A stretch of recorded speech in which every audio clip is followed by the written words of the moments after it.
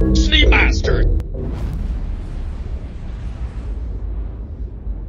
Hi everyone, Master here with an update on the Anvil Hornet Mark II series. CIG has recently released a new version of the Anvil Hornet Medium Fighter series in the form of the Mark II F7C civilian variant and the F7A military variant.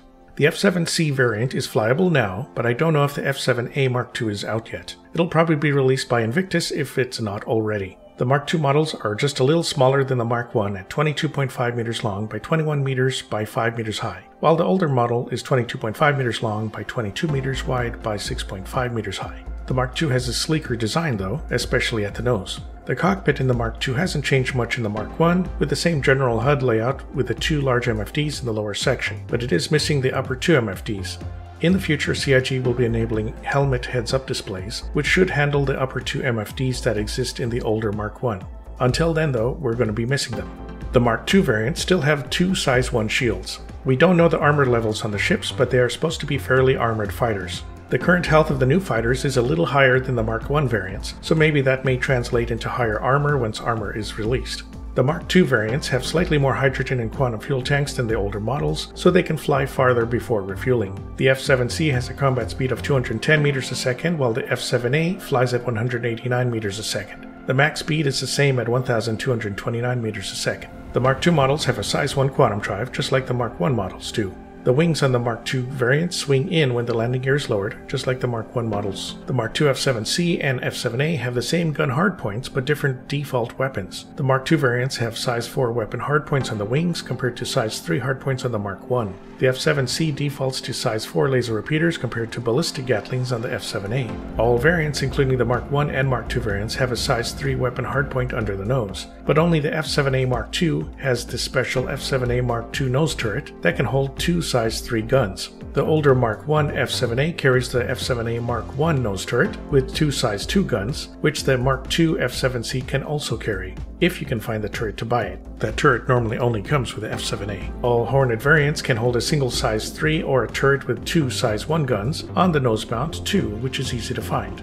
On top of the variants is a size 5 special multi-purpose hardpoint. In this spot, the F7C Mark II comes with a 2 SCU cargo storage device, similar to the Mark I model, while the F7A Mark II comes with a turret with dual size 3 guns. All variants can carry the cargo module that the civilian variants have, or they can mount a special T-Verapux size 5 mount, which can hold a fixed size 4 gun, or a special ball turret with dual size 2 guns. There are also the stealth and sensor modules from the Ghost and Tracker variants. So far it doesn't look like they work on the Mark II models. We might have to wait for the Mark II versions of the Hornet Ghost and Tracker variants before we can use those ships, assuming we'll have any.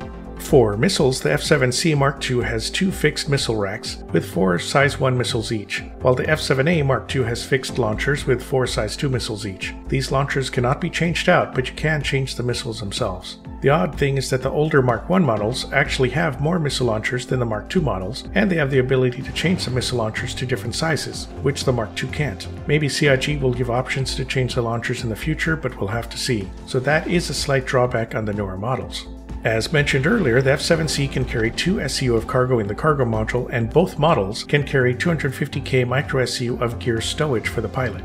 The cargo module is on top of the ship though, so you can't reach the cargo unless you're doing EVA in space or using a tractor beam. Hopefully CIG lets us access the latter more freely to walk on top of the ship. You can still buy and sell cargo at commodity locations though, but 2 SCU isn't very much. There is one issue with the cargo module in 3.22 for the F7C. If you do install a turret on top, it'll make the cargo module disappear, and you won't get it back until you get a new patch. Hopefully CIG will add a separate cargo module that we can pick up in patch 3.23. Until then, just be aware you'll lose the cargo module unless you buy or add something to your hangar, and then it might come back. Otherwise, yeah, you gotta wait till the next patch.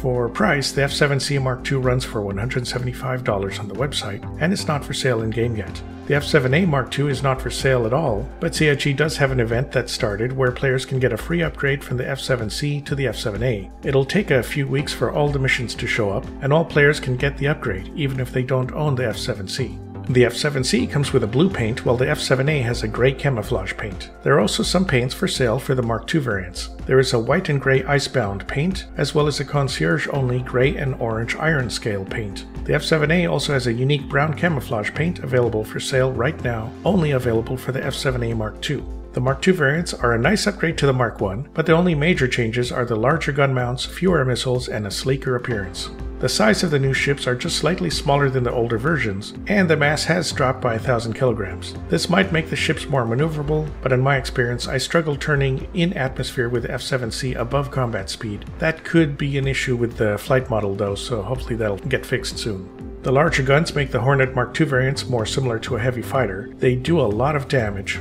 although the capacitors are small, so energy weapons run out of power quickly compared to larger fighters. Either fire in bursts or alternate fire between your guns to have more firing time. I haven't flown the F7A Mark II yet, but the F7C is able to take out fighters quickly with all the gun mounts filled, and the F7A comes with even larger weapon turrets on top that you can currently buy for the F7C. The two wing mounts with size 4 guns do a ton of damage alone. There are only 2 small shields in the Hornet series, and the hull and armor are weaker than heavy fighters. But compared against all other medium or light fighters, the Hornet Mark II series are very tough. The extra hull and armor that the Mark II has holds up well against damage. The Mark II models currently have more hull strength than the Super Hornet even, and have larger weapons, which makes the Super Hornet feel less super in my opinion. The Mark II variants are mostly used for combat, but the F7C can do some bounty hunting or piracy with the cargo module to store a little loot. You could also use the F7C for smuggling or light cargo runs. You should be able to buy a cargo module for the F7A Mark II later to do the same thing, at the loss of the upper turret of course.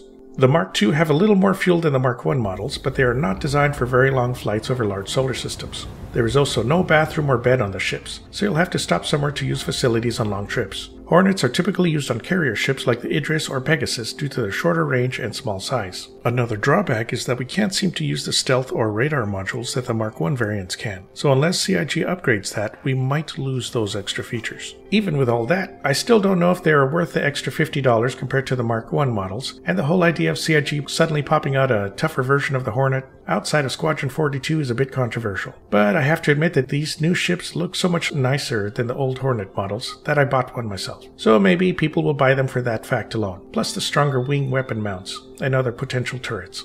Alright, so that's it for the Hornet Mark II series review. Please like and subscribe if you enjoyed the video. You can use my referral code if you decide to jump into Star Citizen, and you'll get 5,000 extra in-game credits. Here's a big thank you to my current patrons. Please check out my Patreon membership to help me make more videos. All patrons and members will have their names listed at the end of my videos and get access to my Discord channel. Patrons and members also have first pick on the next item I will cover, so feel free to sign up and let me know what you'd like to see next. Okay, catch you all next time.